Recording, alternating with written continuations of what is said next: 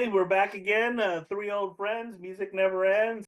Still going strong. We're just pumping them out, cranking them out. We love our music, and this time we introduced the Bob Dylan theme of picking a group or individual and picking their songs. And so this time we decided on yes, tackling the Beatles, which is not an easy task, as as we all found out. Picking initially five songs, which but since they're short, six songs and then seven songs of the Beatles even really doesn't scratch the surface of how uh, how how big the Beatles really were. They were big in my life, and I consider them the best rock band of all time. Even though I love a lot of other bands, but I always consider them the gold standard, and then kind of everyone else and how she influenced. And I even know people who don't like the Beatles, which is always astounding to me when you meet someone like that. You're like, wait, what? What just happened? But again, not to get bogged down on that. Beatles, big impact in my life. I remember hearing them for the first time. It must have been when I was 5, 6 years old. We owned 62 through 66. I was born in 65, so around 70ish. When they were breaking up, they were entering my life. And so let me just give you all a chance to talk about. They've always been an impact on my life. All their songs have some meaning to me, and as we'll find out on this playlist, different songs mean different things. And when we heard them, and when we, of course, we weren't in the Beatlemania heyday, but testament to their music is how it endures and how it still made an impact in our lives. And we were kind of the second generation of hearing the Beatles. But let me give you all a chance to talk about, small chance to talk about what the Beatles meant to you. Mike, tell me about what the Beatles meant to you. Well, and it will be on a discussion of a song I put on later, but the first time I heard them was probably around 69 or 70 myself. And I distinctly remember that. And, early on, it was like the popular, the hits, which there were many, but, the ones they played on the radio. But then it kind of took over. First few albums I got were Beatles albums, and I continued to kind of discover them as I got older, different albums. So yeah, I have not gotten tired. There's some songs I've maybe heard too many times, but I have not gotten tired of them. And I also don't understand people not liking them. I think it's kind of like rebelling against, you're supposed to like them. So, but I don't know. People have their own taste. So anyway. I don't remember my first time that I heard them or where I was or anything like that. Those memories, I think, from early childhood are probably gone. For me, it was probably like, I'm late 70s, I'm 13, 14, 15 years old, starting to get into FM radio, album rock, album oriented rock, and that kind of thing. And that's probably where I started to go, oh, who are these Beatles, from way back when. Now, I have older sisters who are 11 years older than me. So I'm sure they were listening to them. They even had some of their albums, but I probably didn't connect it so much until I started listening and appreciating album oriented rock on my own. And then I started with the greatest hits. So it was like, the 62 through 66 and then the Blue album, and these are just their greatest hits albums. I never really looked at, oh, let me go buy that first album or Rubber Soul or Revolver or any of these other ones until much later. So I didn't really have a fond and great appreciation for the body of work and the Beatles as they really were, I think, until I was teenager and in my 20s. Then I actually went, oh my gosh, the Beatles were so amazing and so great. But it wasn't like I said early on. It took time um, to delve into deeper into their music, and then seeing documentaries about them and then reading about them and other things like that I got a full appreciation for how great they all were. And I will say that what I think makes them so great is, you can go 50 years back or whatever, and the music is still holding up. It's still timeless. And when I was talking about, in my teens or whatever, I don't think I could go back to Benny Goodman or the early 40s and 50s and go, oh, this is the greatest music, or even early rock and roll. It wasn't that way. But now today, it still resonates. And my children and my grandchildren are still listening, are listening and tuning into the Beatles. So that, to me, that's a testament of how great they are. No, I agree.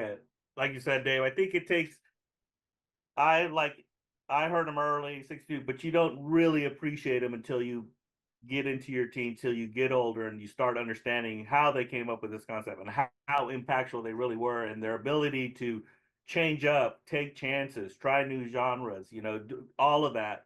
Really, you really don't appreciate it until your later years. So, uh, and okay, going to the playlist. I started out with kind of cliched, starting with Revolution, because of course I believe that they started a revolution and they impacted a lot of groups and had a lot of people pick up rock and roll because of them. You can talk to numerous bands from the '60s or individuals who are like, the Beatles changed my life, and so Revolution. I picked that song because it was one of my favorites, and there are 3 different versions, but I picked the faster version, as they like to say. There's a slower version on the White Album, which I'm sure we'll get to eventually. But Revolution is just one of those songs that it's a rocking song. It's hard, it's rocking, and everyone likes the she loves their early stuff, but this is a song that just comes out rocking and one of my favorites of all time. Yeah, I that would be my choice for the version of that. I mean, that distorted guitar, Lennon screaming, which foreshadowed, like some other things we're gonna have a list, foreshadowed things to come. But and I liked it because it's not really, it's not pro-revolution. I mean, he's saying, yeah, okay, show us the plan. Says the thing about Chairman Mao. At least that's the initial take. I was reading up on it later, and he kind of went back and forth on, because he had his little kind of, he and Yoko in the early '70s had they dress up like in, partisan or whatever stuff, and they're like hanging out with the Black Panthers or whatever. And then he apparently was like, okay, maybe. But apparently, in an interview not too long before he died, he's like, yeah, no, I don't think revolution, like political revolution, that kind of thing, um, is really the way to go. But yeah, I love this song, and yeah. So, it's one of the first ones I remember hearing it on the radio when I was a kid. Not the first one I remember, but one of my introductions to him. I think the anticipation was so great to think, what song is Jose going to start with? With the full catalog at your disposal. I had a feeling that, and it's not. I mean, we all have our wheelhouse, our genres, the things we like, and you'll even see from the playlist that you know Jose didn't just stick to one type of music. I didn't stick with one type of word, but Jose, again, he's more of the rock and roll. He's got the jam band thing. So I knew he would pick more of some of the Beatles stuff that's a little more upbeat and rocking and that kind of thing. And so when he picked this song, I was like, that was perfect. Like it was like I knew he would pick that song or whatever. Not maybe the first song, but I knew he would. So it was a good way to start it. It got us pumping and everything. I'm not sure that we can weave the perfect playlist or anything. We just decided, hey, we're gonna pick the songs we like and see where it goes. And so I thought it was a good start to start off with that one. I followed it up with what one of my favorite songs is by the Beatles is "Help," and I don't know why it's favorite, and I'm going to probably say that over and over again, but um, I like the mix between McCartney and Lennon and how they play off the vocals of it and do that. And so such a catchy song. This is a great song. Um, I didn't really choose it because they made a movie of it. I don't think I can even remember the movie part of that. I think I watched it once or twice way back in the day, but I couldn't tell you what the movie was about. Silly little parody scenes and stuff they were doing or whatever. But this song is again always been a favorite of mine, and thought it went good after. I was trying to think of something that would go good after Revolution, and hopefully help worked out good. Uh, Speaking of that, Dave, I knew you were going to pick Help. I just knew it because, and I'll tell you the story. when we used to be in that car all the time listening to music, Help would come on and you would go, "Hey Jose, I'm gonna sing this part and you sing the other part," right? And I was like, You know, and you've done you this know, so much, right? young. And it taught me a lot about music. Even then, you're like, "What is Dave? Oh, that's right. This is this part and this is this part." So I'm kind of, it was kind of funny. I was like, I bet he puts on Help, and I remember that distinctly being in the car and Dave going, "Okay, I'm gonna sing I'm gonna sing the John Lennon parts, and then you sing the heart of," and I'm like, "Oh yeah, that's weird, but that makes sense." And so it's so funny that you say that you would think that, but I'm glad you put on Help because it did, and I learned a lot about music through that. Interesting. Yeah, the things we Um, remember, huh? Glad, well, glad I could help. well, yeah, Help. Well, one thing that when I got older and started going back into like in the late '70s, I got into early '80s, got into Revolver and Rubber Soul, and then when I kind of got this album was before that. I think it was right before Rubber Soul, maybe, and then before that was For Sale. But it was like when they got to this record, they're really making that transformation from the girls screaming at them band, to their creative selves. It was going to go right into Rubber Soul, Revolver, and then Sergeant Pepper's, and even Hard Day's Night had some of that. Their songwriting is getting much better. But this album I got into because I knew the song, but I say this so many times. My mom had the 8-track tape, but it was the American version, and I don't know if you guys have heard that, but it doesn't have the same songs. It has some of the same songs, but then there's music that's sort of supposed to be from the movie. Some of it is from the movie, similar to what they did on the Yellow Submarine record. That's an anomaly anyway. And then the other thing, Help, the song on there begins with a kind of a sort of version of the James Bond theme, which is really what the movie was inspired by, I think. This kind of thriller. It is totally cheesed out. It's like there's some humor, okay, it's kind of funny and whatever, but it almost seemed like they phoned it in to an extent. But when I was a kid, I loved it. It seemed like it came on every year, kind of like Yellow Submarine, the cartoon movie did. And so, I just ate it up. Um, but yeah, it's a great song, and I went into my next song was "We Can Work It Out," and I wasn't really sure what I was going to go with, but after Revolution and Help, I'm like, okay, we can work it out. So kind of those three. I was trying to make a little, you get it. So yeah, we can work it out. Don't worry. All right, whatever. I'll quit explaining it. We can work it out. I have put on Stevie Wonder's version, which I think is a great cover. Um, really changes it up, makes it his own song. But this is such a great song. It's a Paul McCartney singing. It was a single. It didn't like many of these, a few on this list, and many of their songs they didn't come out. Apparently, once they had a rule, if you release something as a single, you don't put it on the regular studio. It doesn't make it on a regular studio album. I guess there's some blurring of the lines there, but I got this off of the Past Masters, which are later greatest hits. And then let's see, what was I going to say? Oh, one of the things I really like about it is it's something they change up. They do this in a number of songs where they're like in 4/4 or whatever, and then they go into a waltz, and that's what they do here. That life is very short part, and then they go back in just the dun dun dun dun. And last thing I'll say that life is very short part. Lennon had a tendency to Paul McCartney would kind of write these optimistic lyrics, and then Lennon would add something that be, it's like, why can't McCartney's like, can't we just all get along? And Lennon's like, yeah, but life is very short, blah blah blah. He did it like in Fixing a Hole, which didn't make it on this list. Um, let's see. Oh, it's like I'm fixing a hole. And whatever and then Lennon's like, it can't get no worse. I'm forgetting. It's getting better. That's what I'm thinking of. It's getting better all the time. Lennon goes, can't get no worse. All right.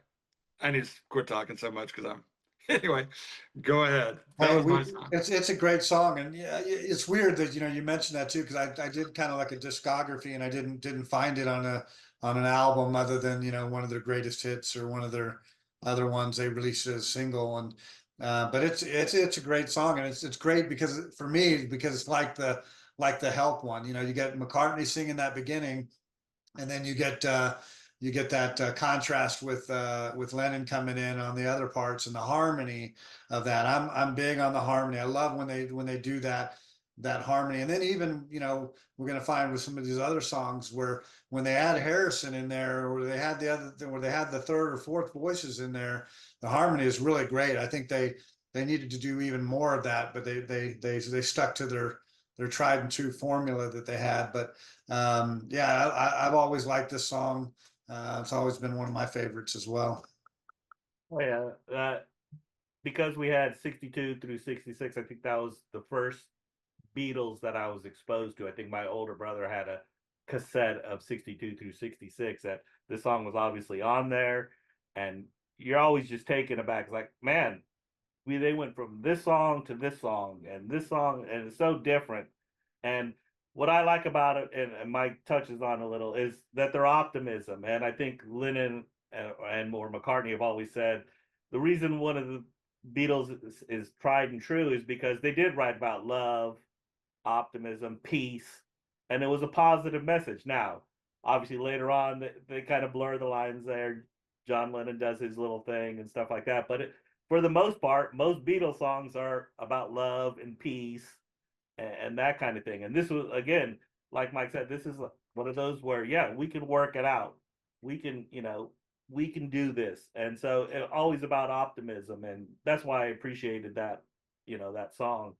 And yeah, and then 62 through 66, it did have the Help version with the Bond, and that, of course, the Bond intro, and that also always captured. I was like, oh my God, James Bond, yeah, he's the cool. Anyway, so 63. My one foray, because 62 through 66, as much as great as they are, I don't use many songs from that. Maybe because they've been played a lot, or I don't know. I really don't have an answer of why I don't use that as much, but I did use Paperback Writer. Paperback Writer, it just happens. It has on a number of levels.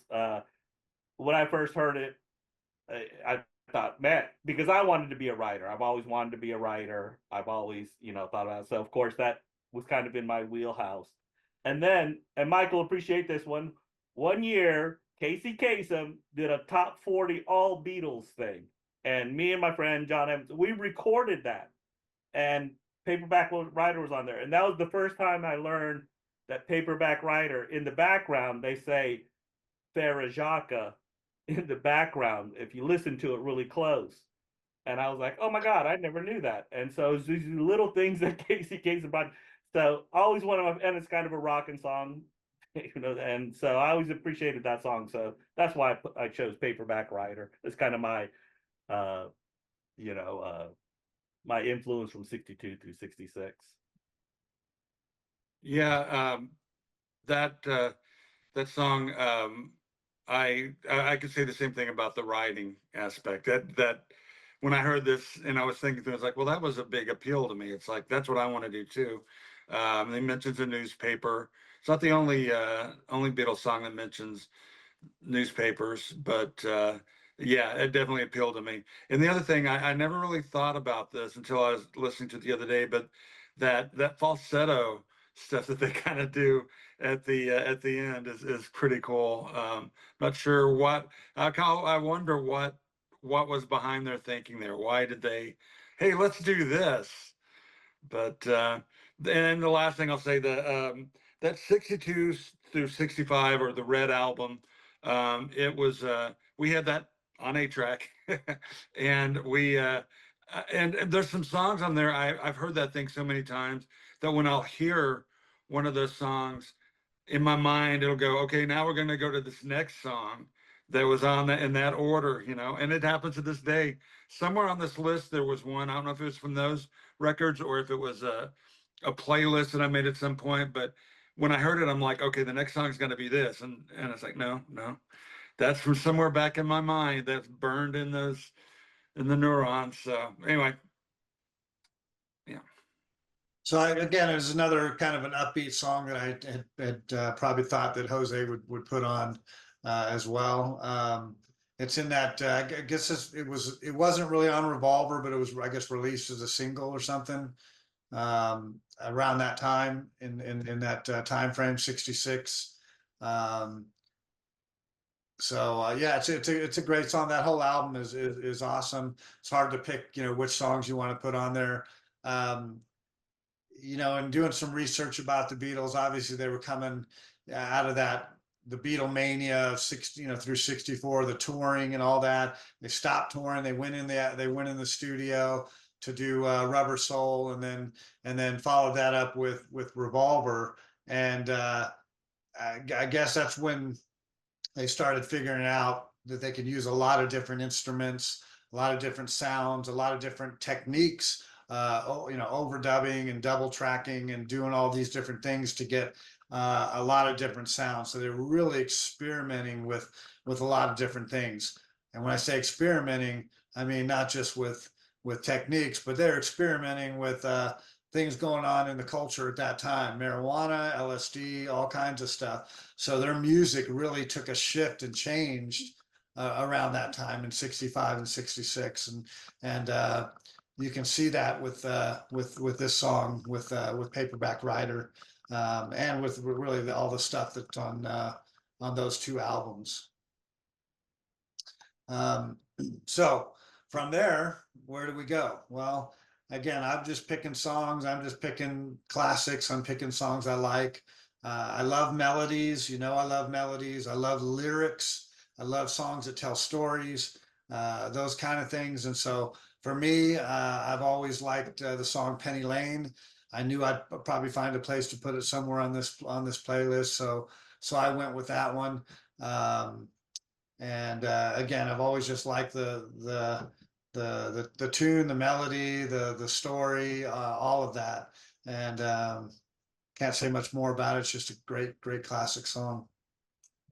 Like I said, Dave, that's this was kind of their turning point into the whole Sergeant Pepper's thing and them experimenting. Of course, the whole story is in 65, 64, they were introduced to Bob Dylan. Bob Dylan partied a little with good old Ringo. Ringo then went to them. Then all of a sudden, the LSD kicks in, and all of a sudden we're getting this, Sergeant Pepper's and Penny Lane. And let's face it, Sergeant Pepper's really kind of changed the whole landscape in a lot of ways. And like Dave said, hey, we're the Beatles. Let's do this. Hey, let's do this. And their minds were open to different music and different styles of music. And Penny Lane was part of that. I love Penny Lane because I love that trumpet in the background, little things like that, that it's just such a beautiful song. Of course, and it didn't make the list, but it goes hand in hand with Strawberry Fields. And just both those songs. But Penny Lane has that upbeat, and then of course that trumpet throughout the whole thing. It's just a magnificent song. Yeah, I agree. I guess I'm going to agree with you guys on every one of these things, but that song, I think of it, to me, it sounds like a Sergeant Pepper song. I mean, it could have easily been, so could have Strawberry Fields, but it could easily have been on that record. And I think some of the things that I like about it, the there's the syncopated piano where it's like dun dun dun with each beat, which they did on some other things. And I think that's one of the things that when people talk about people that don't have as much of a knowledge of Beatles, but the Beatles sound, it's like I think that's what a lot of people think of. And Paul's, you know, lyrics and vocals and the arrangement. I love the chord changes on this. It's yeah, they go. Oh, just one thing. For years I thought it was just Paul singing. Not. I don't know if there's harmony. I'm sure there's harmonies, um, but I thought the lead was just Paul. And then one time I was listening to it, and when it goes in summer, that line where it goes in summer, meanwhile back, you hear this rasp in the voice, and in summer, that's clearly Lennon, but Paul McCartney finishes that line like seamlessly, so you almost couldn't tell. And I looked it up then after that, and they also do the same thing with the line, I sit Meanwhile back. So I always thought that was kind of a cool little thing, and I like that little rasp for some reason in his voice. That works for me. So then I went on to I guess it's off Revolver. I Want to Tell You was our first um, George Harrison song on here, and I didn't get into Revolver and Rubber Soul until, like I said, the 70s, late 70s, early 80s. And it was like a whole new resurgence in my interest in the Beatles. I was at actually, I remember where I heard Revolver all the way through the first time I was at this concert they used to have in the Cotton Bowl, the Texas Jam, and it was one where the Eagles headlined, and I forget Foreigner, Cheap Trick, whatever. But before the show, they would play between sets or whatever as they're setting up. They play music, and they played the whole or most of the Revolver album. And I'm like, I haven't heard I don't know these songs. These are awesome songs. And so then I went out and got it, first chance I got. And George Harrison, what I really like about this, he has this, I was gonna say discordant, but it's more like dissonant thing that he does where with his voice and the music or um let's see, I'm trying to you guys would know what I'm talking about. It's like da da da da da da da. It's like they're not those notes don't make you comfortable together. They're kind of and later on in the arrangement, the chords that they pick. And this is not the only time, maybe not the first time that they did this, but that's totally what sells a song for me. Plus, I could relate to as a teenager having trouble communicating with other people, particularly girls. So I was right on board with George's lyrics there. Yeah, I wasn't, like I said, I didn't own this album, so it wasn't one of those songs that quickly jumped out at me. It's probably one I listened to much later when I was exploring other Beatles albums and things. And the beauty of it is now, after years of having albums that unfortunately I sold off in garage sales, and then going to CDs and then having some of those, and then now we've gone past that. Now we have Spotify and Apple Music and other services that we buy, so we have essentially all music at our fingertips, at our disposal at any time. It's not just on vinyl or 8-track or cassette or CD.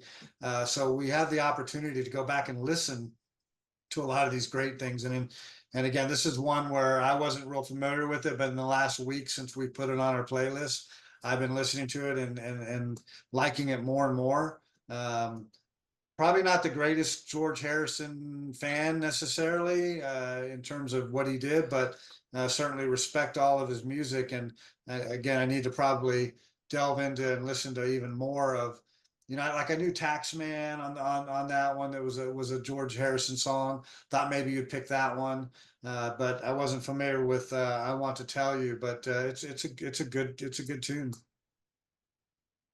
Revolver, yeah, Revolver. First, I was first actually introduced to, and we'll get to it later on. The song actually, they picked. Got my brother came back from Spain and had a 45. Got to get you into my life. So this is the first time. So speed up to like 81. I was gonna go on vacation on a road trip with my friend John Evans with his family to drive to all the way to Pennsylvania. So I had made money at helping out at some summer camp, and I decided, hey, why don't you buy 3 Beach Boys cassettes, and I'll buy 3 Beatles albums. And so I bought Revolver, Abbey Road, and I'm pretty sure Sergeant Pepper's. And so then, of course, then once you started listening to it, now was I fully capable of understanding all of it was going on? No, but I surely enjoyed listening to those a lot.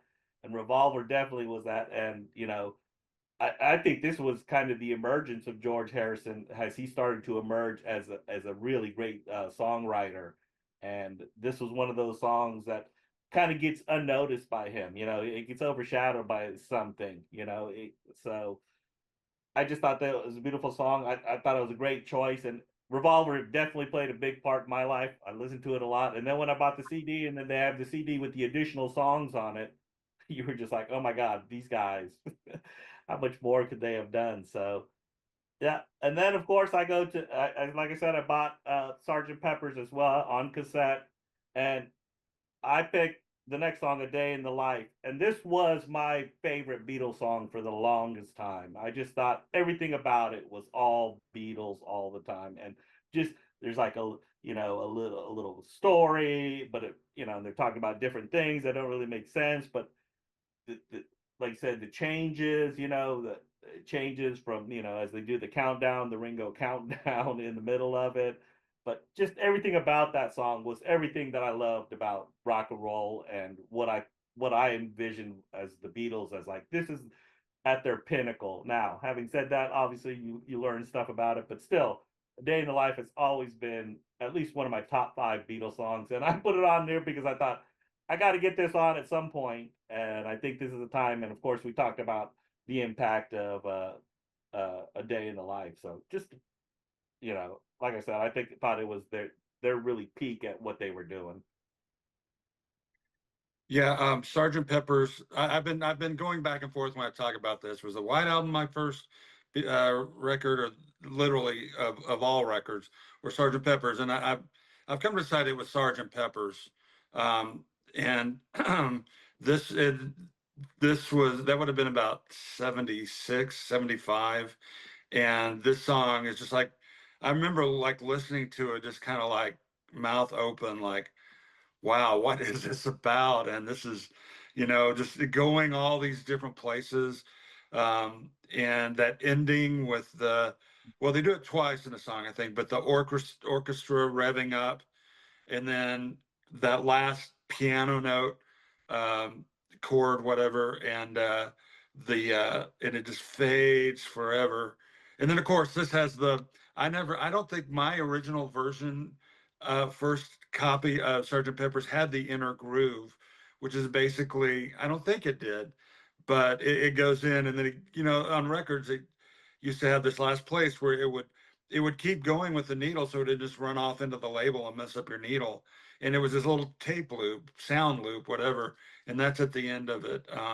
I would, I don't know. It's hard to say this because there's so much great stuff by them, and there's so many different, within what they did, different directions they did.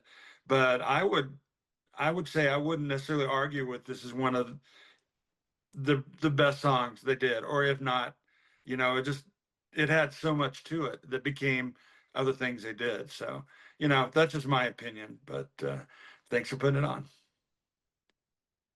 Jose, I remember that you said this was like your favorite, one of your favorite songs. I remember you playing it or putting it on a mixtape many years ago when we first started doing it.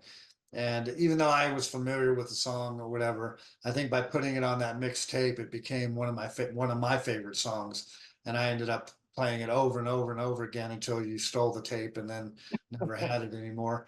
I could always go back and listen to it off the Soul it is was off such a the good yeah song. off. I don't think I actually had Sergeant Pepper's, but I had the Blue Album. I think that was it on that one then. The I think it was. 67 to 70, yeah.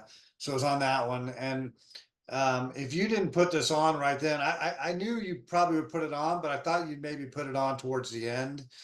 Maybe the end, with the, as Mike said, with the last note and everything there. But yeah, I've always loved the John Lennon, acoustic part of that coming in, and then how did they ever come up with Paul McCartney coming up with the bridge part, with woke up, got out of bed, and dragged the comb across my head and doing all of that, and it's so different, and then it comes back to the other part, the acoustic part again, just blew me away. And so yeah, it's one of my favorite songs to sing. I love singing that song anytime I hear it come on the radio. Um, just the whole thing, like Mike said, the orchestration, how that builds up and everything. And then at the ending, I think is it the longest note to end a song? I think, or something like that, or I think I've heard that. something like I that. I And know if then you listen to the anthology, I think it was anthology 3. They have a recording somewhere. They have a recording of like them doing a few tries at trying to hit that note, and it's just so cool to listen to it. And what do they say, Dan? Wouldn't have it any other way or something, was it? I've never really known. It's hard to Yeah. tell. Yeah, whatever. Anyway, I knew it'd make it on the list somewhere. If you didn't pick it, I was. So it saved me from having to pick. I got an extra song out of the deal. So thanks for putting that on. Um, then at that point, I just again we're just picking songs and which ones we like. And at this point, I was going to come with another John Lennon classic or John Lennon song, and I was wrestling between Strawberry Fields and Norwegian Wood, two of my favorite John Lennon songs, and I picked Norwegian Wood. I love the simplicity of it. I love the sitar. They had gone and done the stuff with the Maharishi and done all that, and George Harrison was experimenting with Eastern music, and so having that instrument in there was just totally different than anything I'd ever heard, and just love the song. Yeah, I guess it's about an affair or something, or something like that. He went to this girl's place, but nothing really happened. He just ended up. She had to get up in the morning and go to work, and he went up and slept in the bath. And when he awoke, the bird had flown, right, as it says. So again, just one of my favorite songs. Yeah, this is the kind of songs that always catch you off guard, and you're like, man, who came up with this, and who decided? George Harrison decided I'm going to use the sitar, and of course, unheard of in rock. Yes, eventually the Rolling Stones would use it, and of course, George Harrison would use it in other songs. But this song was like, again, it's what made the Beatles so great is like, wow, where did this come from? What a surprise that they have this. Now, as far as the lyrics, I always was like, dude, are you not going to sleep with this woman? Do you get so much that you can just blow Drinking. off these girls and go sleep in a bathtub? So I always find that amusing. I always found the song. I think he was kind of tongue in cheek when he did the song because obviously, uh, it's kind of a silly song, really, when you think about it. But at the same time, it sounds so beautiful, and then with this add the sitar to it, and you're like, oh my god, this is one of the best songs ever written. And so, yeah, just I, Rubber Soul. I would think that I kind of think I know that Dave would pick something like this, but yeah, I didn't think that would be the song that'd be picked off Rubber Soul for sure. Yeah, when you talk about the sitar, I always think of, and I know I've got my timeline wrong, but I always thought the trips to India were later, an album or two, like closer to the Sergeant Pepper time. But no, and this is an earlier, in a way, it's an earlier album. But it is definitely in that transition time to what became Sergeant Pepper. So I do, yeah, I like the sitar, and so this song. I never really listened to it much. It was like, oh, that's a nice little acoustic, as a kid and whatever, teenager. And I was in the fifth grade, and it was actually at a pretty conservative Christian school. And my teacher, though, was kind of a hippie guy. And one day he came in with the guitar and he played this song. And I'm like, okay, awesome, good for you. And whatever. That was his only year at that school, but Mr. Ratchford was a great guy. Anyway, so I don't know. Am I wrong? I don't know if I'm wrong. I'm just going to throw this out there, and maybe you guys can correct me or go, oh, maybe. Okay, so the song is kind of, yeah, it's that John Lennon wit, but the very end, he says the line, and so I lit a fire. Isn't it good? Norwegian wood.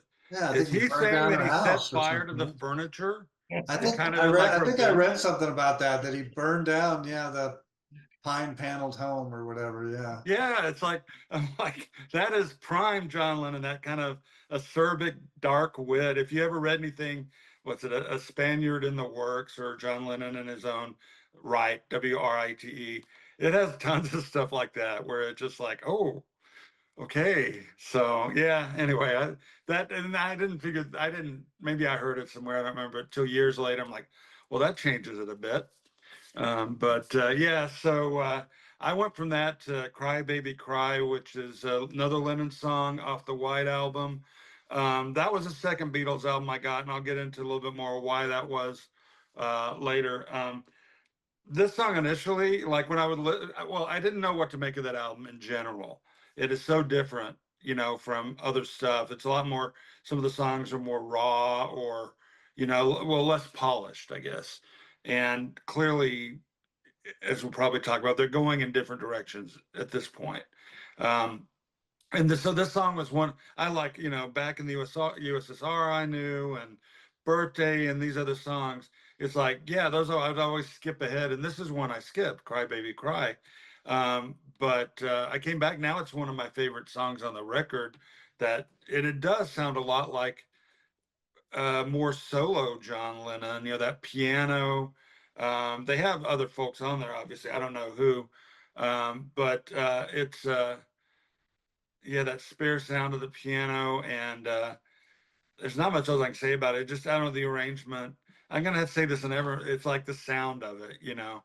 I couldn't even really tell you what it's about. It's about a couple, I guess, but he's using the, you know, the metaphor of like a royal couple, you know.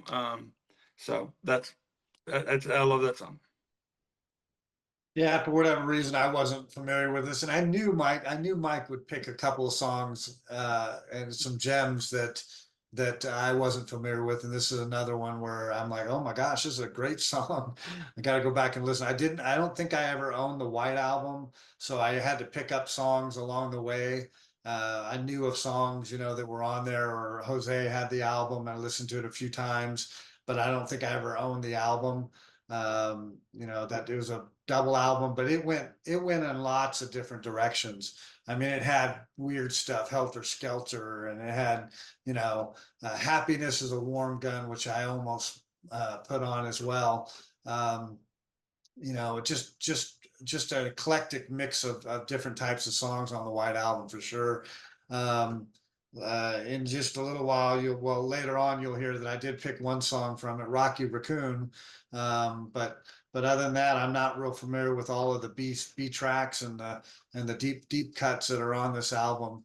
Um, so I'll probably have to go back and listen. But good choice on Cry Baby Cry. It wasn't one that would jumped out at me if you said pick your favorite Beatles songs, but it is a good song. Yeah, the White Album. How I acquired the White Album is weird. Is I bought it for my brother because he wanted it for Christmas, so I bought it for him, and then he gave me Billy Joel's Glass Houses. Okay, I think he's kind of winning on that, but still. Well, one day he grabbed my Billy Joel album. He's like, my friend wants to hear this. Can I take it? I'm like, sure. Well, he leaves it in his car and it gets warped. So and because I love the White Album so much, I pretty much had the White Album all the time. He rarely listened to it. So he says, well, you can just keep my White Album. Well, okay, I'll take that. So that's how I became to love the White Album. And I say it was my favorite album for the longest time. And like both of y'all have said, there's a lot to digest on the White Album. There's just so much. And like double albums, usually what happens is like, I love side two. I'm going to listen to side two for this amount of time. I listen to side three. I'm going to listen to this amount of time.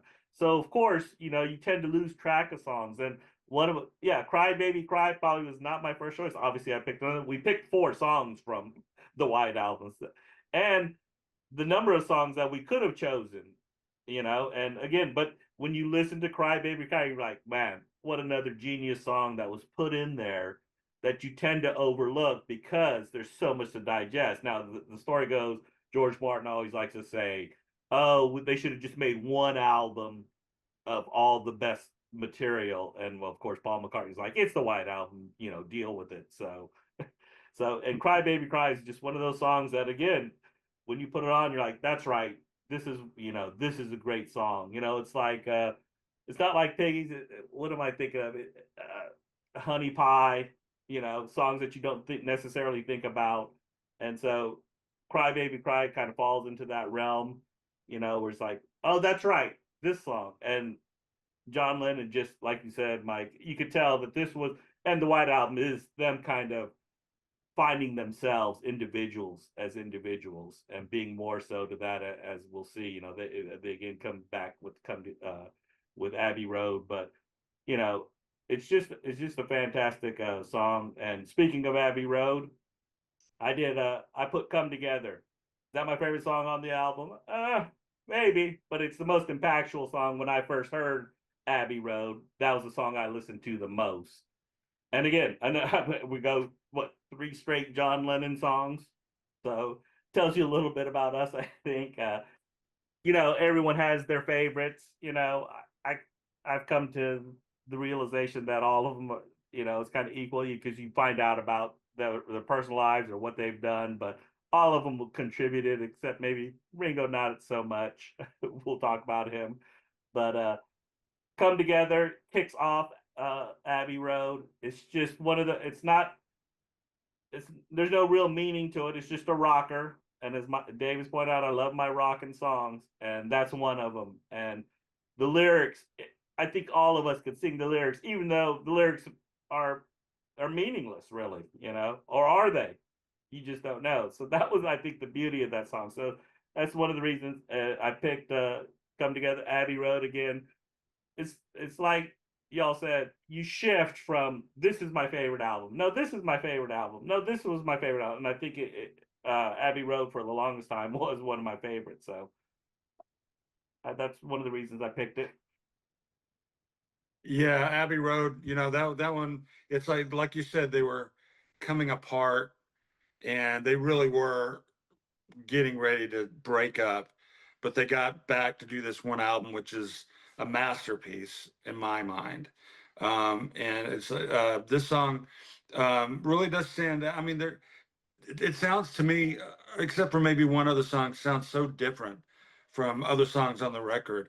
But it is. It's like it's a rockin' song. And what it's about, I don't know.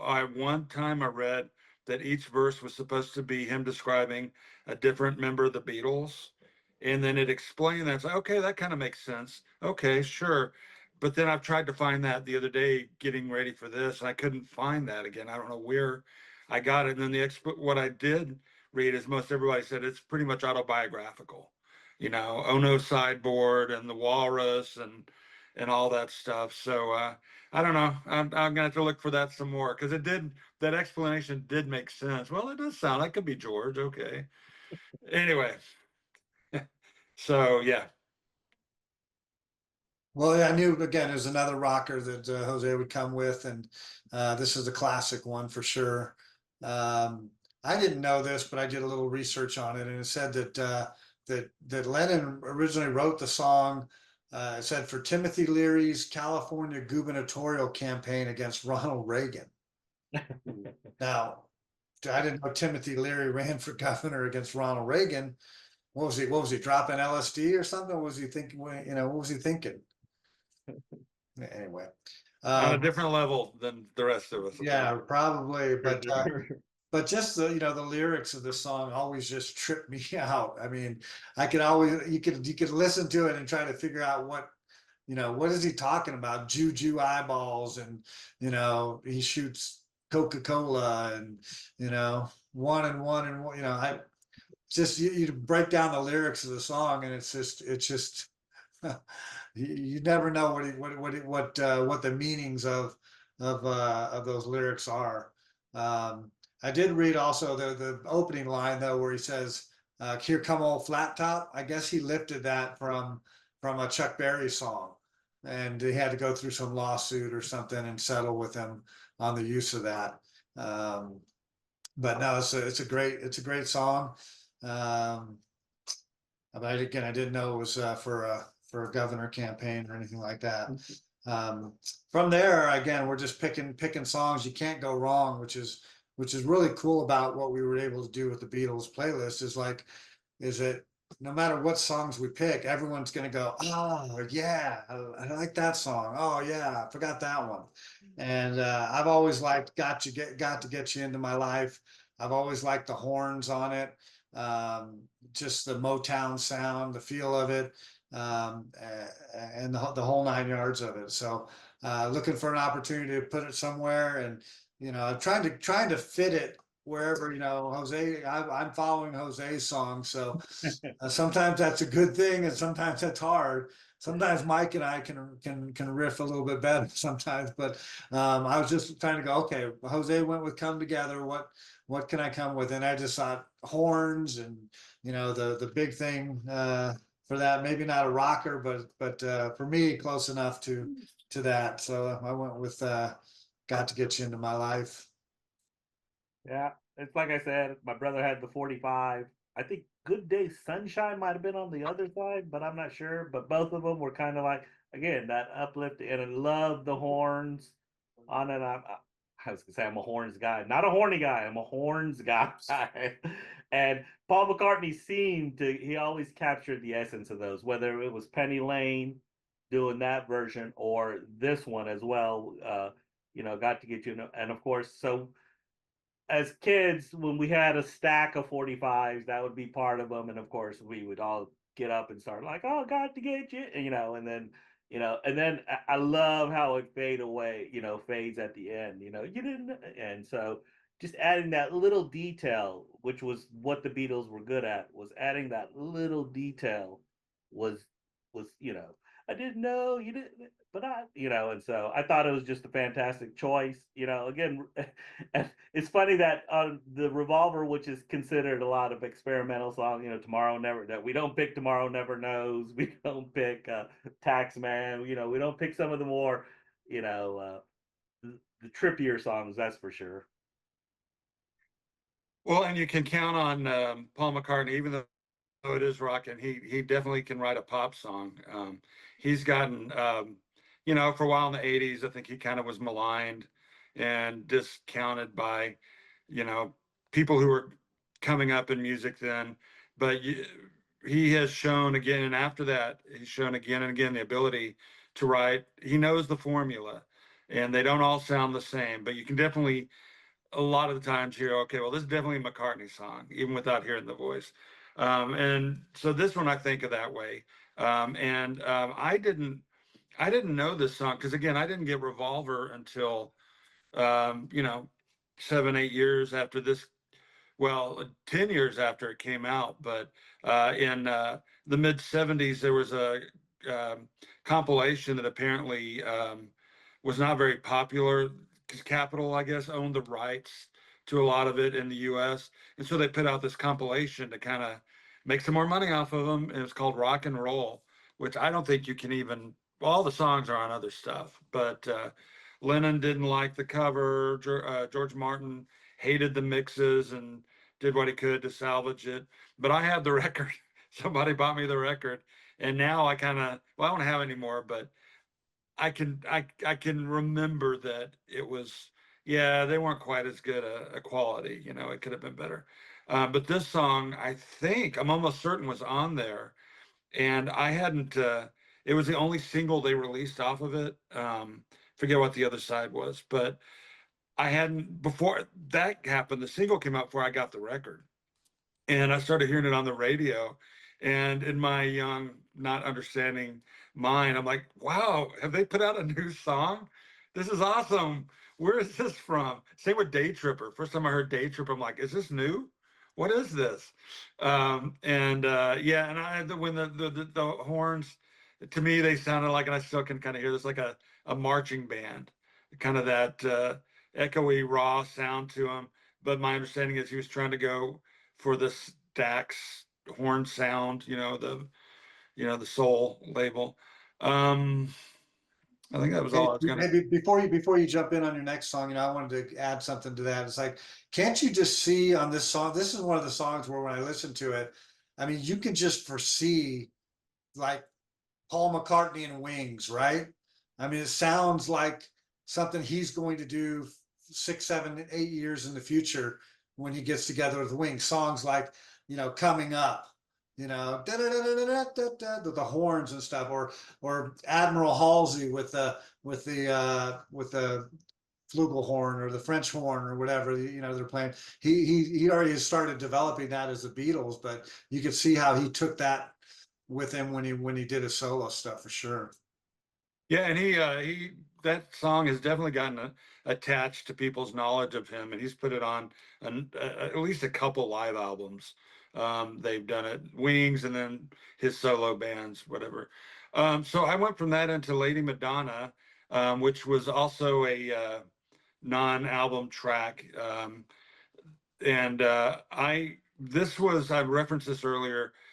This is the first Beatles song I remember hearing, and I can almost picture those moments because I was lying in the back seat. I'd probably been 1970, maybe late 69. I've been 4 or 5, lying in the back seat of our car. My mom was taking us to the library, and this is on the radio, and I just remember it. I don't know why, but I've ever since, that's been like one of the Beatles songs I've always loved, probably just because from that experience.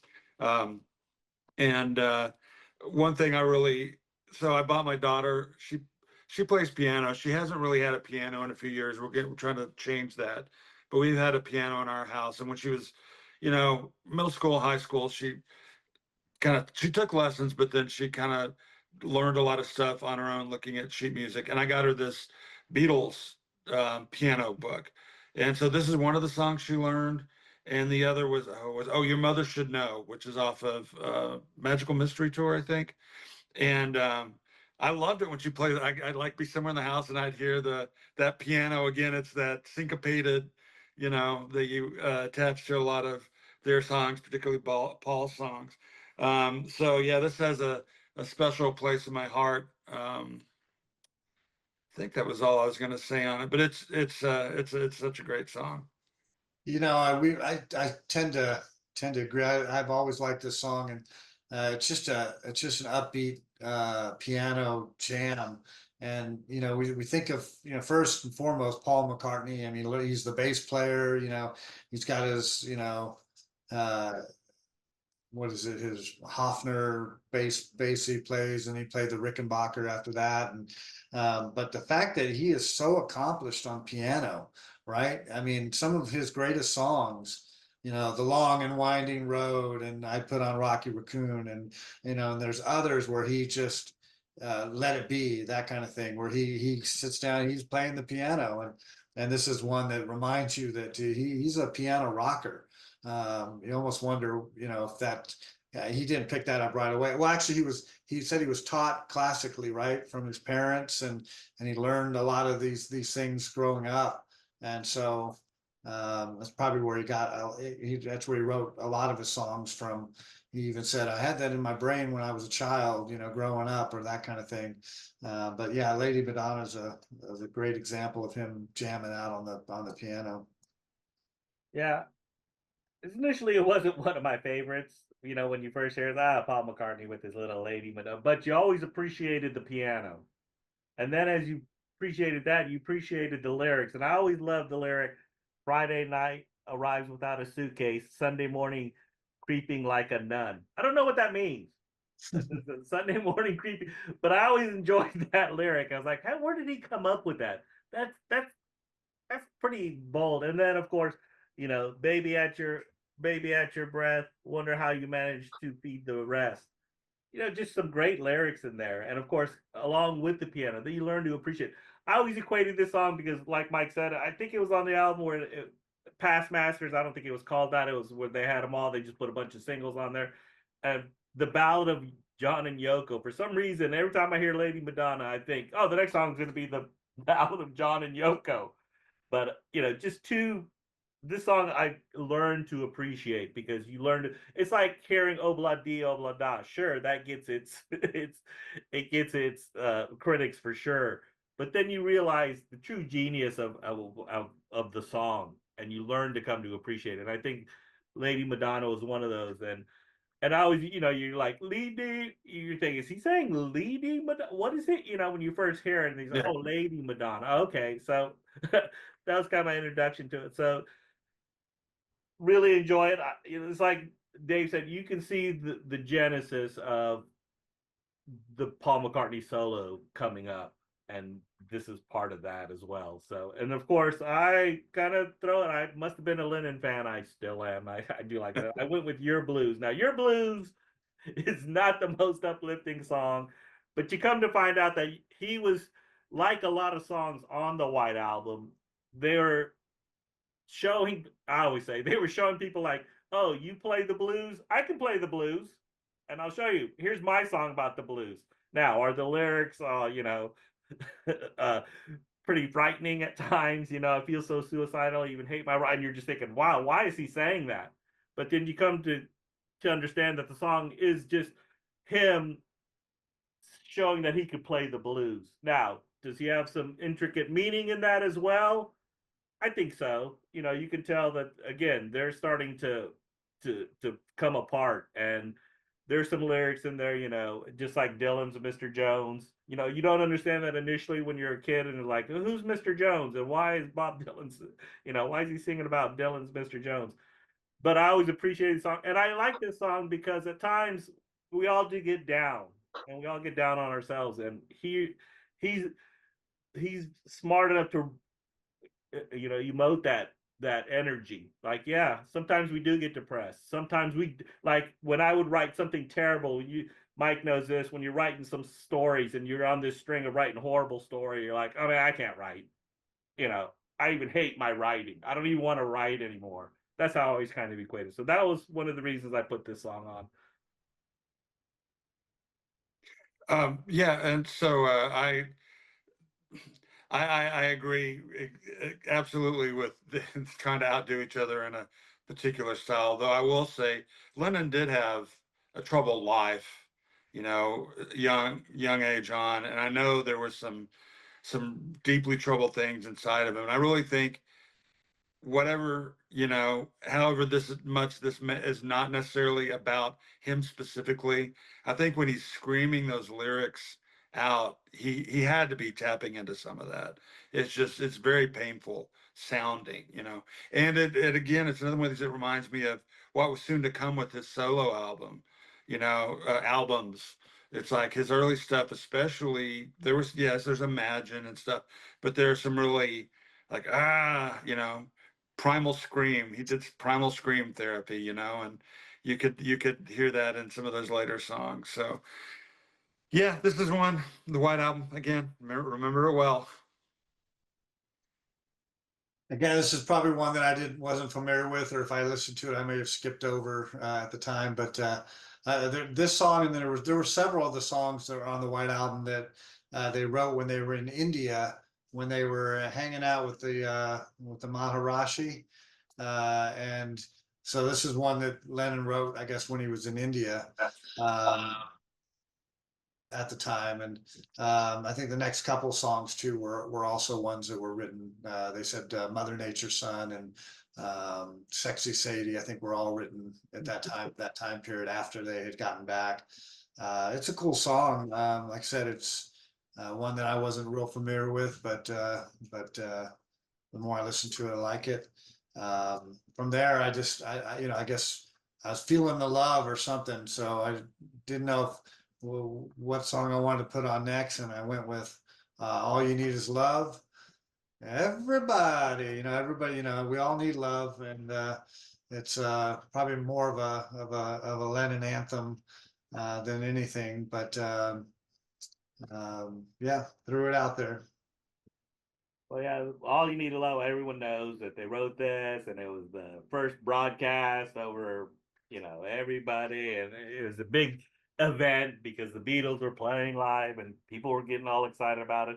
And again, it's a great contrast to show John Lennon. We just played Your Blues, where he's suicidal, to no, all you need is love. All you need is love. And you can tell that he could write different songs at different times, and for this occasion he decided, all you need is love. And again, I go back to a lot of their songs about love and peace and stuff like that. As much as Your Blues is not about that, most of these songs are about that. And so uh them getting together and then doing the broadcast, and then of course you know throwing the little things on at the end, and all their little guests were there. It's a Who fun was little song, and who it, was it, it, there? Who was there at the recording? Somebody weird, like Al Franken or somebody. was Al Franken there? I don't know. It was He would have somebody been a like that. tot. What? He would have been a little baby, I think, at that point. Oh, okay. No, he wasn't there. Somebody else. It was somebody else. I don't know why I thought of that guy, but there was somebody that was in the background that you wouldn't think of. That was. Yeah, I think I remember that. I know. You go ahead, Jose, because I remember at least one. I'll, No, go ahead. okay. You're up. Well, yeah. So, and I saw a list. There were more than a couple people, but Mick Jagger and either Brian Jones or Keith Richards were there, and the camera pans across. You can see Mick like love, love, love, or whatever. But yeah, the you're right. It's like the Beatles love. It's like they even had a remix thing that I guess George Martin did, where it took a lot of their different songs, and it was part of I think Cirque du Soleil or something like that. But it was all love was the name of it, and that's the great message I think to come out of their music. Um, if you take anything, I think that's what most people take. But as what we're describing here, um, there's so much more to them. It's easy to overlook, if you just take a shallow pass at them. But this song, yeah, long my favorite, and it's if you have to have an anthem, you could come up with much worse. Um, I'm looking and, here. Graham Nash was there, and Eric Clapton and Marion Faithfull, who just passed away, was there. So Oh, that's okay. she sang. I looked at. Oh, she sang on Yellow Submarine in the I, background on Yellow Submarine. I looked at that. I saw that somewhere. Some thing about her after she died. Well, the other reason why I put the song on is because I wanted to get in a couple extra lines from the early Beatles. So at the end, when they go, "She loves you, yeah, yeah, yeah." yesterday. And they even have green sleeves, the old, piece of music, uh, classic piece of music. So yeah, and of course, and I guess we're going back to Lennon again with the song really doesn't necessarily transition well, or whatever. It's not a neat transition from All You Need Is Love. It was Hey Bulldog, which is a song off of, was it Yellow Submarine, the sort of soundtrack to that cartoon movie, animated movie. And so I can't really tell you why I love this song so much, except just the sound of it, the arrangement, the piano. He's not just playing; it's like da da da da da, and they rock out. There's a solo I really like in it, and then they get silly at the end. There's this ad-libbing stuff between, I guess, Paul and John. Um, and so I was like, I kind of assumed the song was about England somehow, criticizing England, the Bulldog. But I don't think that's right. I was kind of looking it up, and I didn't really get any more insight in the last couple of days, except John Lennon said those lyrics were all nonsense. So, which I could be, whatever. But um, yeah. Yeah. Hey Bulldog. Was this the one that you and Jose fought over? Who wanted to And play we this did. one? I would have Yeah. put that song on. It was Right. on my list for sure. If I was gonna pick a song from Yellow Submarine, that would have been it. And I was going to pick Yellow Submarine if I was going to pick any song. I was really close to doing it to give Ringo some love, but unfortunately I did not pick it. But this song, "Hey Bulldog," is a cool one. Again, I'm not wasn't one of my top 10 favorite songs or that I was real familiar with, but it made the playlist and it made the playlist better. So good job. Yeah. Well, it's obviously why I know why it's a great song because I love it because it's a rocker because I love.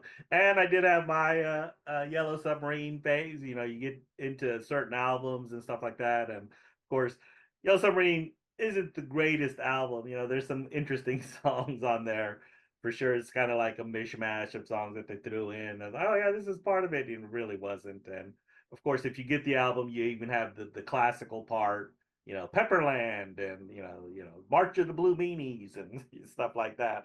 Which of course, my Blue Meanie, thank you. See, that's how obsessed you get. Don't ever get obsessed like Please. that. But I love that song, and like I like the end, where they're kind of playing because it sounds like they're actually having fun, and when a group's having fun, they're producing their best music, and I loved it. I always thought that I heard that he was writing about that Paul McCartney owned a bulldog, and he was like, "Oh, hey, bulldog." Whether that's true or not, I don't know. I'd have to look it up, but I just think it's such a rocking song. Again, I love the rocking songs by the Beatles because it's like they always said too. John Lennon said it, and Paul McCartney has said it. It's like we consider ourselves just a rockin' rhythm and blues group. You know, in spite of all the other genres that they hit, they consider themselves at the core a rock and roll group.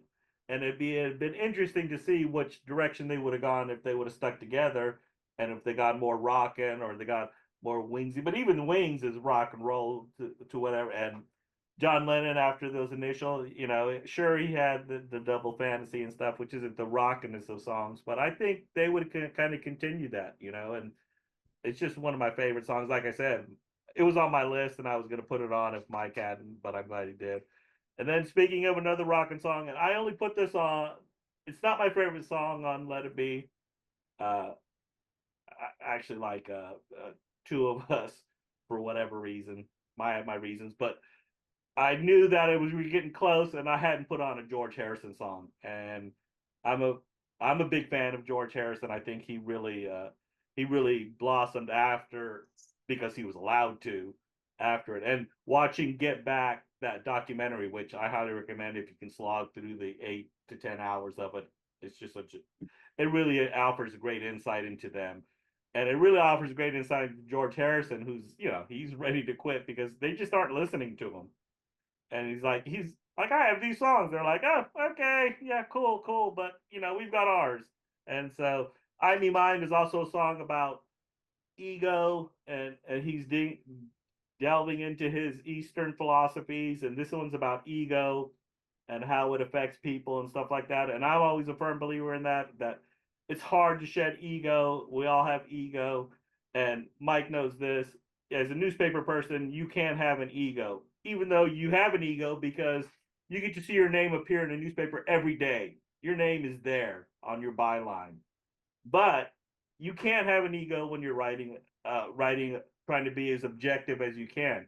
Does that always happen? No, we always sometimes you find into the slant, and so that's why I appreciated this, because he was trying to delve into, like, you got to shed your ego, and we're all dealing with ego here in the band, and as you can tell, and some people point out that this song is about Lennon and McCartney and their ego and how to kind of overshadow them. So one of the reasons I picked it. Yeah,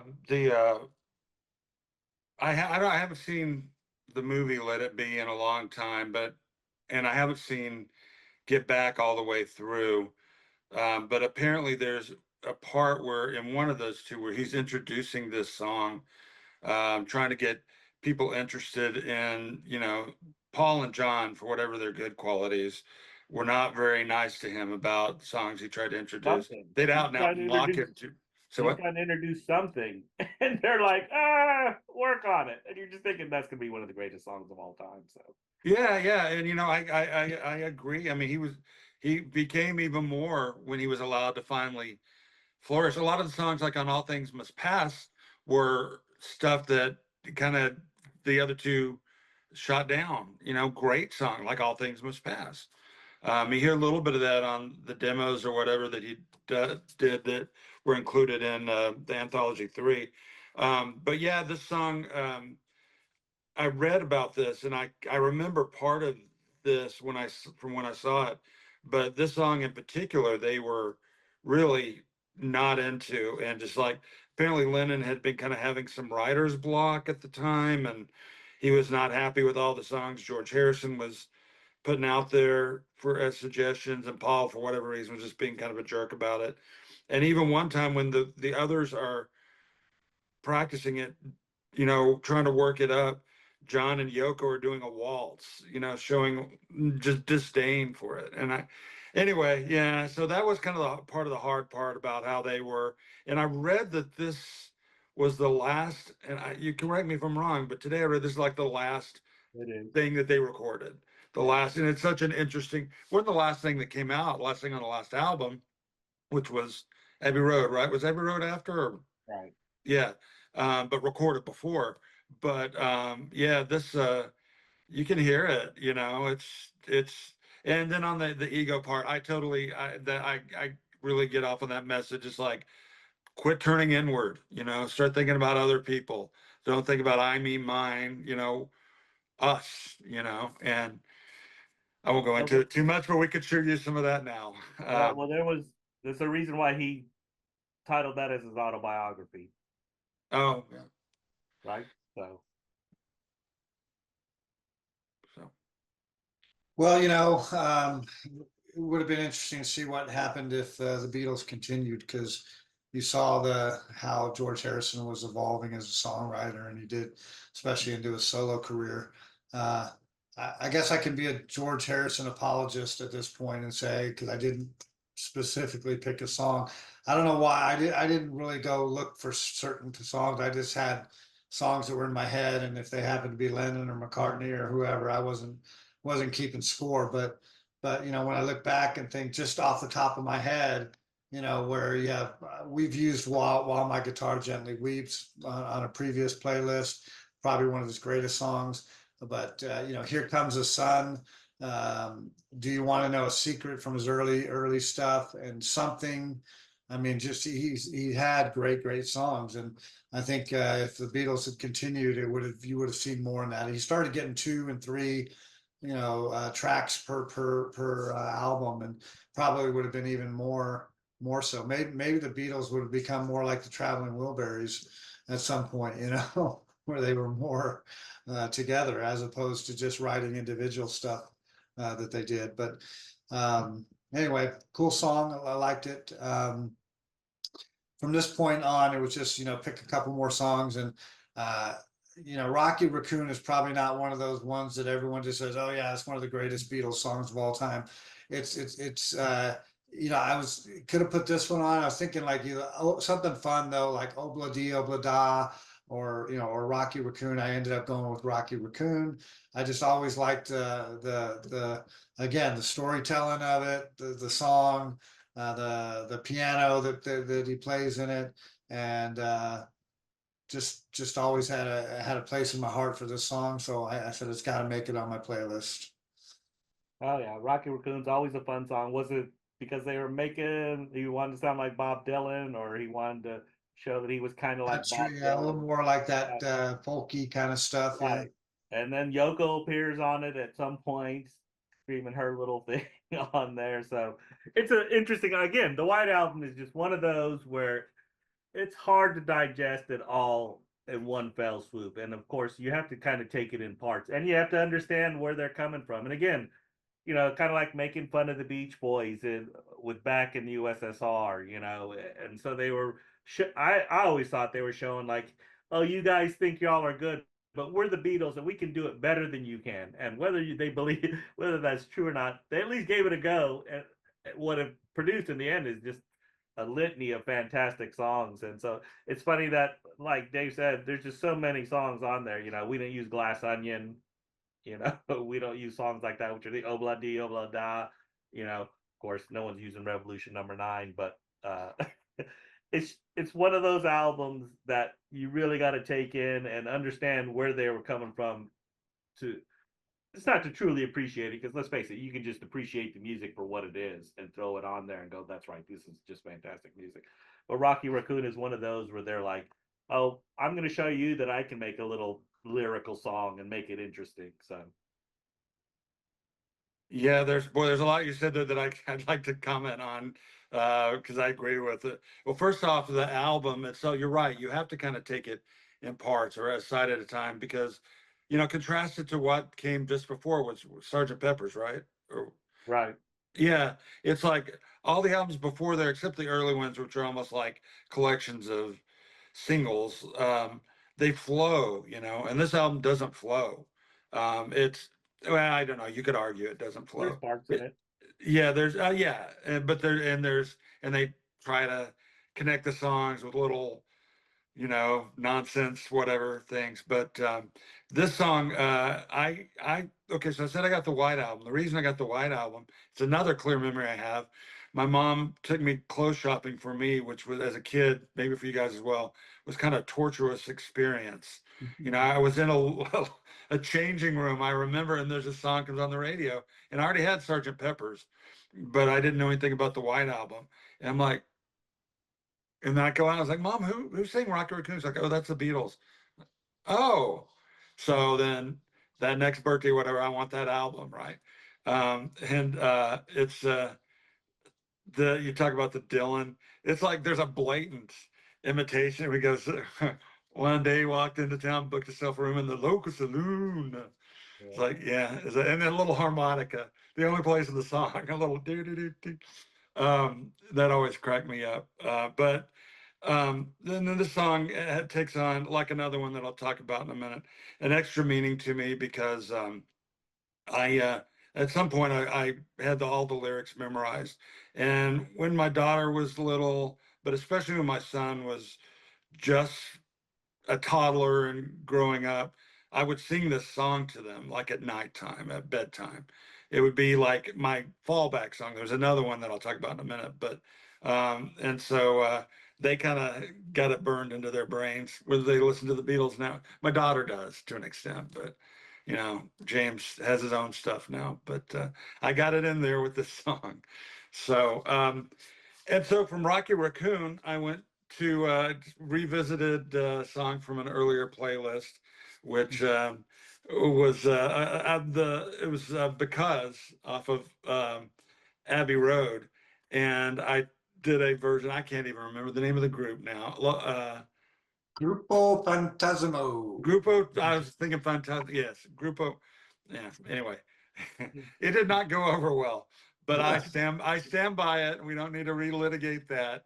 But one of the reasons I liked it so much, that I like this song so much, is just the harmonies. The whole song, it's like it must be all four of them. In fact, I think I've listened before. Kind of a fun exercise. Try to pick out the individual voice in the harmonies, and you can. And it's just beautiful.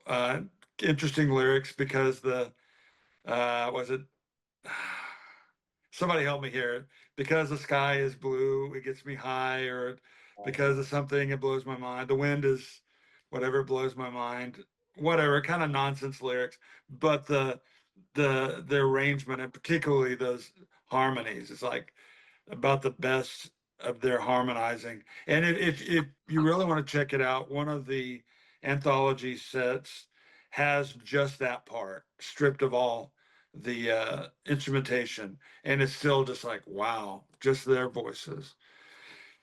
So yeah. Yeah, because I can't argue with anything you said. It's the beautiful harmonies in the song. The lyrics are great. It's just one of those really, um, what do you call it? Uh, Pieces, or masterpieces that they put together that you just didn't expect them to play something like that, something so beautiful and create that.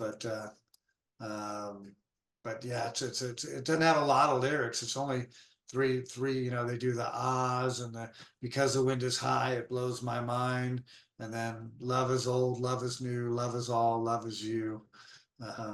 It's just yeah, it's a great song and great lyrics. I like this version a little bit better than the other version you put on, but the other one was still cool too. Not gonna bash that. 4K, 4K, and okay, I'm not gonna sing it in Spanish.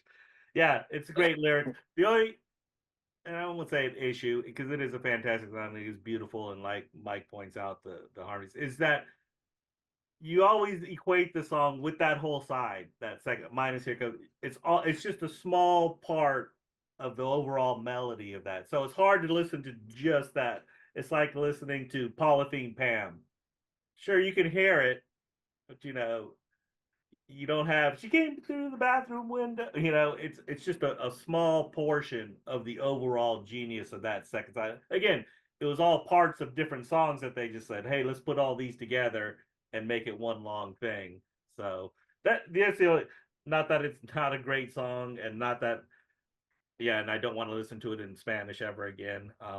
Hey, I just looked up something on this. I did just to throw in on this. I didn't know. It said, uh, good old Wikipedia. It says Lennon said the song was inspired by Ludwig van Beethoven's Moonlight Sonata. He said he was lying on the sofa in his house listening to Yoko play Beethoven's Moonlight Sonata on the piano. Suddenly he said, "Can you play those chords backward?" And she did, and he wrote "Because" around them with the backward chords of that song. That's pretty awesome. Again, such a genius move. I know, Yep. right? Can I throw something in real quick before you move to the next song, Jose? Sure. So I thought about that, about because you're right that I think almost all that side, it almost seems like one song, but and I did think about that, and I'm like, well, yes, but there's first couple are almost like that, and what's it? Here Comes the Sun King. That one to me, that's when it really starts, because then it's like bam, bam, bam, bam, all the way to the end. And so I was like, yeah, okay. I was like, I feel comfortable separating this, but if I'd done Polythene Pam or She Came In Through the Bathroom Window, which by the way, if we had been doing not just studio official releases, I would have probably included the slower version on from one of the um, anthology sets of uh, Came In Through the Bathroom Window. It's really cool if you ever get a chance to check it out. So, I'm sorry to interrupt. Go ahead. No, it's okay. I was just checking that. Yeah, it is because then the medley starts. So yeah, you're right. I mean, but it is you hear because and then you. Oh yeah, it'll And forever here be comes that way. yeah Yeah. that second side here. Here comes the sun is probably the only song that they sing that's separate from the rest of what they decide to do. So anyway, because we had extra songs and because I didn't want to leave out Yesterday, because Yesterday, well, it's probably one of their most famous songs of all time. It's an interesting case, and Paul McCartney having a dream about this and going, "Hey, does everyone know this song? You got to know this song." And of course, he came up with this thing. I'm thinking, what is he dreaming about that that I need to start dreaming? So he comes up with this just beautiful song that everyone knows, and it's basically just him. I mean, him singing the song with the guitar and the accompaniment. So, and it's been covered what like 22,000 times or some crazy stuff like that. And so it just goes to show you that they weren't going to limit themselves to just the She Loves You, yeah, I Want to Hold Your Hand, Can't Buy Me Love, those kind of songs. Like, hey, this is a song that I came up with, or actually that he dreamed about. And so I thought it was important to kind of put that on as part of the Beatles. It's like, hey, where's Yesterday at? I'm sure some people say that. So just thought I'd put on, and I love the song as well as much as anybody else loves the song because it's just a great song. Yeah, I agree. If we had left it off, it would have been noteworthy. You could probably say that for other songs that we did leave off, but this one is so well known. Like you said, covered. I heard a Sinatra cover of it once, but I also heard a Sinatra cover of Mrs. Robinson. So, but yeah, I've always kind of thought of this. So again, it's like almost like a McCartney solo song. And I've kind of thought of it if you listen to the Let It Be um, naked version of that record, where it doesn't have all the strings and everything. I've thought of it kind of as a cousin to Long and Winding Road. It's like he's feeling these painful feelings about someone he had cared about, and there's this separation or whatever. He's looking back. Although, how old was he when he wrote Yesterday? Right. It's like he wasn't exactly 40 or 50 looking back on a worrisome. The other, just last thing, it's a great song, beautiful song. At one time I heard, where did I hear it? It was either I think it was on the anthology. Again, I keep referencing that. Um, where Lennon is making fun of it, good naturedly, I suppose. It's like, suddenly I'm not half the man I used to be, which cracks me up every time I hear it. You know, the song Yesterday may be one of the wow, it's one of the greatest songs probably ever written. And see, Jose can tap into his softer, non-rocking side as well. So I was a little surprised that he put that on, but you're right. It wouldn't have been a complete playlist. It would have been a serious omission if we had left it off. Um, like you said, it's been covered and redone over and over and over again. I think this is a good time to talk about like the movie. There was a movie that they came out called Yesterday, talking about how if the Beatles never existed, right? And the guy from the guy kind of starts recreating all their songs and becomes popular and famous because he remembered all these songs, but he got hit by by a bus and woke up and the Beatles would have never existed. And then so he's like, well, if they don't exist, then what about this song? And when he first in the movie, he's sitting around in a park with his friends and his girlfriend and pulls out his guitar that she had just bought him for his birthday and he goes, well, okay, maybe I'll play something, and he breaks into playing Yesterday and they all just like, they're like, where did this come from? Are you serious? Like, you know, uh yeah, so I like the movie. If you haven't seen it, I thought it was a good movie. It has Yeah, a lot of the Beatles songs in it and everything. But um, my favorite part about that movie is when he takes on Ed Sheeran, and Ed Sheeran's and he's like, "Hey, you right, can write a song, I can write a song," and he's like, he pulls out the long and winding road, and Sheeran's like, "Okay, you win." I love that. It's a great That's little great. scene. Right. I have not seen that movie, but I've been wanting to for so long. I love Oh, the, you gotta see it. I know. I haven't seen a lot of movies that I should have, but that one in particular, I know I would love. Yeah, it's a good movie. They do a good job of it. It's kind of schmaltzy at the end, but it works. Right. Well, yeah, you get to see an old John Lennon or don't want to spoiler alert. Yeah, I know enough about it. It's all right. yeah. It's But an old movie at this point. he's a real nowhere man, which was the next song I had to put on, So I just again pick Nowhere Man. It was again another favorite John Lennon song that I liked, and from some of his earlier. I wanted to go back and put something earlier, and I was even going to do even. I mean, I know that's like 65 or something like that, but I wanted to.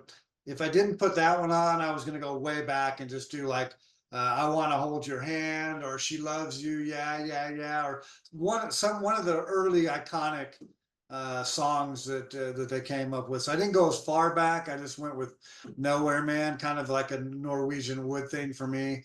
Um, just always liked the lyric and the song of it. So I figured I had one last song, like you said, a seventh song to put on, and so I put that one on.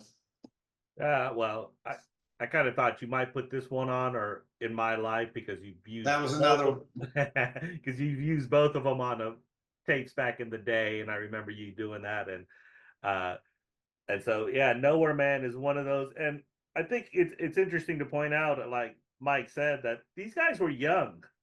These guys were in their 20s, but they're writing songs like they've experienced all this life, and Nowhere Man is one of those. It's like this guy's only, but he understands what's happening and what's going on in his surroundings, and man, it really is such an impact when you listen to it. And throughout your life, you sometimes feel like a nowhere man. We've And, all and been there. And I like the fact that he says, "Isn't he a bit like you and Right, me?" Right? It's like, right, and we're all like that. Yeah, I am like that. And so and at times I felt like that, and I think one of the tapes I might have stolen, I would play that and feel that because I knew it was on there, and I know In My Life was also one of those songs that you used as well. So yeah, kind of interesting. Well, since you both mentioned In My Life, that is one. That's like if we left off Yesterday. I was so close a number of times to putting it on. It's just hard to believe. We should have done one more round, and it would have definitely been on there. It's such a great song. we But make no, the rules. We can always do a Beatles too. all right, all right, all right. But Nowhere Man. One thing I like about it, and they did this on particularly this era songs where there is a lead singer, quote unquote, but a lot of it is just them all singing together, either two or three or four. I don't know what it is on this, but a lot of it is that, which sounds great. Early on you can hear how their voices work together, which is so interesting. Like four guys from working class, potentially working class lives, end up being dock workers or whatever. um, shipyard workers, whatever, in this English town have all this talent and just found each other. It reminds me of this thing I heard about, and I'm sorry to go on a tangent, but about Motown. It's like a lot. Barry Gordy started Motown, and a lot of those artists that he picked up were like from the neighborhood. They were all kind of just in this area, and they came in to his thing. But these guys, yeah, it's just like that much. How often can that much talent be in one place and just hook up? So that's one of the main things that impresses me about them. This song, it was like, again, like how old are they? It was like, it was deep before their time. It was like the lyrics are not "She loves you." They're really starting to delve into more, who are we, you know, kind of things. And so that's why I too have loved that one. And of course, it was a popular song. It got a lot of airplay, and I don't know if it continues to now, but okay. So the next one, the last song is mine, and I could understand that it maybe was a controversial choice. I'm not going to defend it, but it's "Good Night" off the White Album. It's a Ringo Starr song. So Ringo makes his one appearance here, and you could argue that there were some other Yellow Submarine, um, Boys. I'm just like there's off the top of my head a number of Ringo's Octopus's Garden. What's they're going to put me in the movie?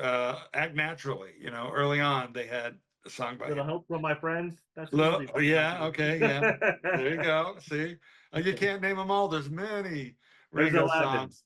There's There are 11. I 11. looked it That's up it. because we had this discussion about should we put one of each, and so I looked it up because initially I was the one who said let's put one from each, and then Dave's like, no, how many does he really have? And so when I looked it up, he sings lead on 11 Beatles songs. Wow. So I just a didn't. little It seemed like more, but right, okay. it does, but it's not Wow. That's basically one record. right. Of course, not a Beatles record. I think theirs were a little shorter, but yeah. So the song's "Good Night." It is the closing song on the White Album, and I will tell you, when I listened to the White Album, it was one that I usually, when it got to that point, I think it was maybe the next song after Revolution 9. It very rarely made the waves into the room, the sounds. But then when I got older, and yes, I got to know it better. And it's a simple song. It's a lullaby, and it's been disparaged by people as it's just kind of fluff. Um, and you could have argued that we could have ended with something much more profound, like "Day in the Life" or that medley, at least the end off of Abbey Road. And I thought about all those. But I picked this one because it has a lot of meaning in my life. I mentioned singing songs to my kids. So my son especially, this was like the every night lullaby.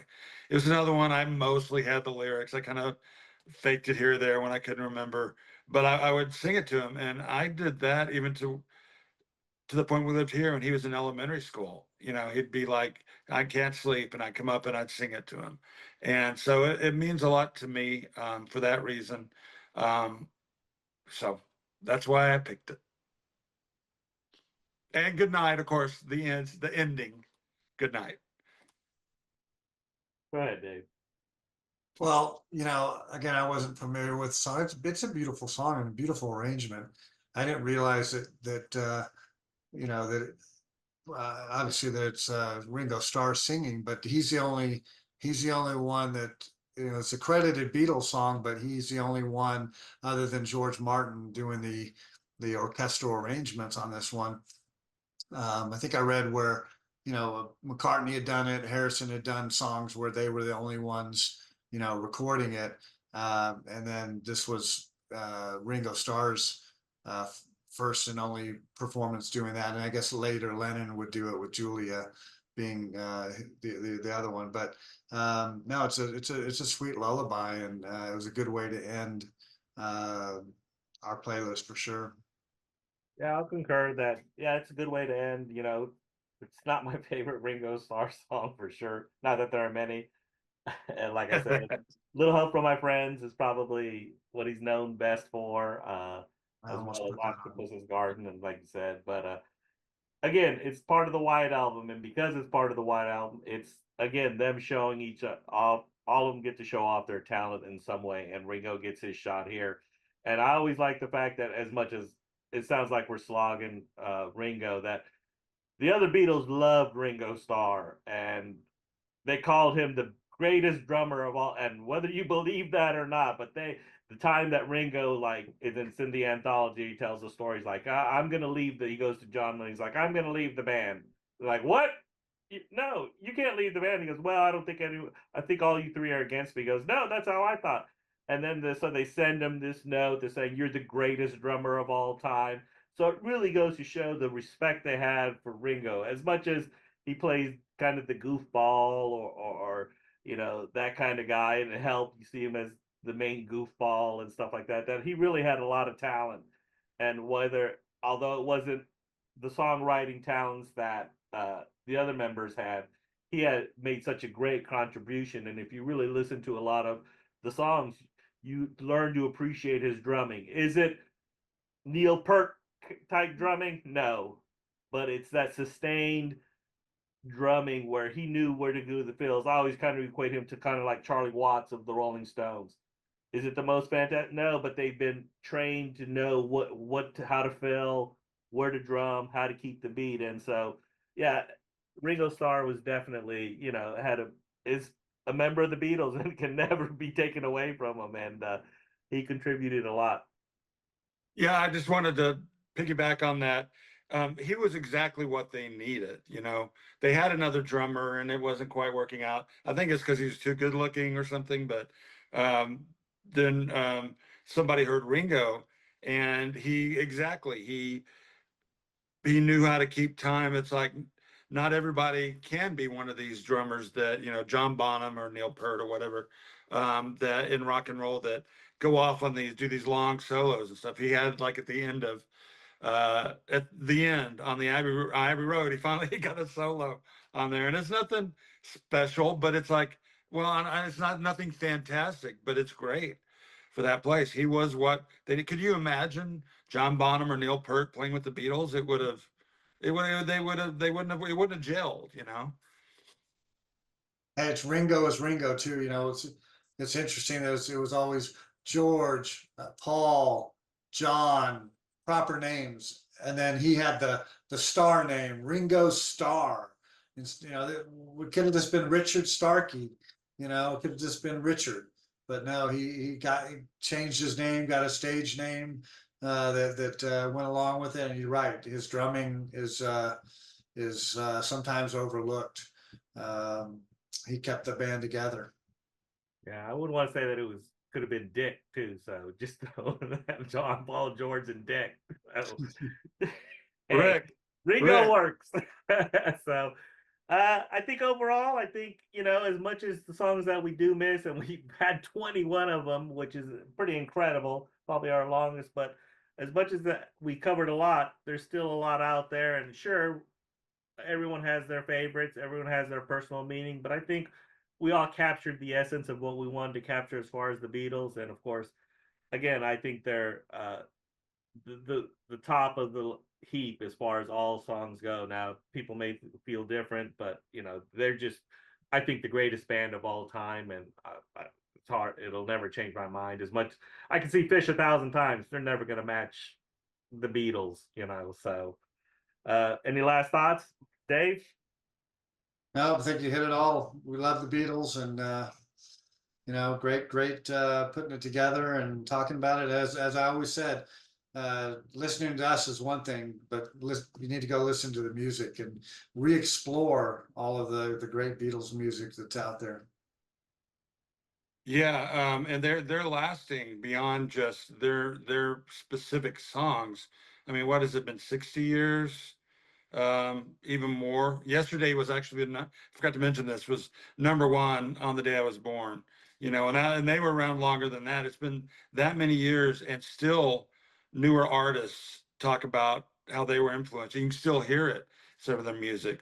I played XTC before.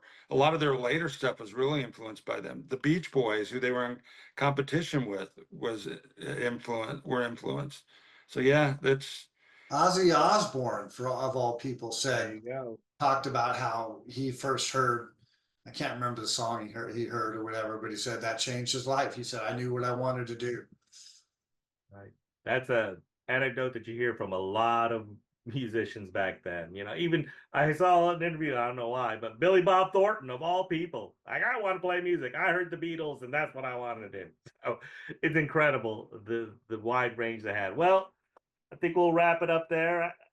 Great songs, great discussion, and hopefully we'll keep continuing it as it goes on. So we might be taking a little break here in the next couple of weeks. We've got some more coming up, but I'm excited about the future.